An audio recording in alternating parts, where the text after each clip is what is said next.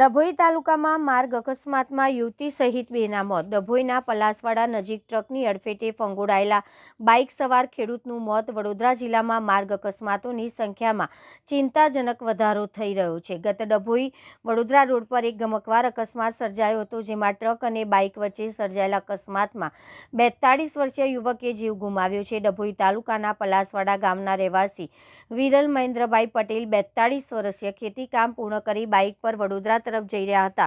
આ દરમિયાન ડભોઈ વડોદરા રોડ ઉપર એક પૂરપાટ ઝડપે આવી રહેલી ટ્રકના ચાલકે બાઇકને જોરદાર ટક્કર મારી હતી। ટક્કર એટલી પ્રચંડ હતી કે ટ્રકના પાછળના ટાયર બાઇક પર સવાર વિરલભાઈ પર ફરી વળ્યા હતા અને આ દુર્ઘટનામાં બાઇકનું કચ્છરઘાન વળી ગયું હતું અને વિરલભાઈને ગંભીર ઈજાઓ થવાથી રોડ પર લોહી લુહાણ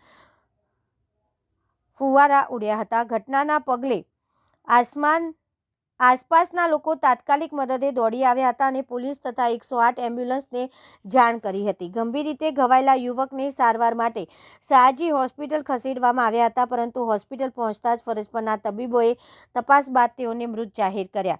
અકસ્માત બાદ ડભોઈ વડોદરા રોડ પર વાહનોની લાંબી કતારો લાગી હતી અને ટ્રાફિક જામ સર્જાયો હતો। ડભોઈ પોલીસે ઘટના સ્થળે પહોંચી ટ્રાફિક હળવો કરવાની કામગીરી હાથ ધરી। પોલીસ ટ્રક ચાલક વિરુદ્ધ ગુનો નોંધી વધુ તપાસ હાથ ધરી છે। અકસ્માત સર્જીને ટ્રક ચાલક સ્થળ પરથી ફરાર થઈ ગયો હોવાનું જાણવા મળ્યું, જેને ઝડપી પાડવા પોલીસે ચક્રો ગતિમાન કર્યા છે।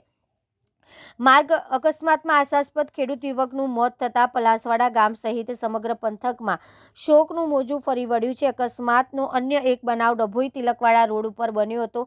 સિદ્ધપુર ગામની સીમમાં ટ્રક ચાલકે સિગ્નલ આપ્યા વગર ટ્રક વાળી દેતા પાછળ આવી રહેલા મોટરસાયકલ ચાલક ભરતભાઈ ધોળાભાઈ રાઠવાની મોટરસાયકલને અડફેટમાં લેતા બાઇક પર સવાર પતિ પત્ની રોડ ઉપર પટકાયા હતા, જેમાં વૈશાલીબેન રાઠવાનું ગંભીર ઈજાના કારણે મોત નીપજ્યું। બનાવ અંગે ડભોઈ પોલીસ ગિરીશ રાઠવાની ફરિયાદના આધારે ગુનો નોંધી તપાસ હાથ ધરી છે।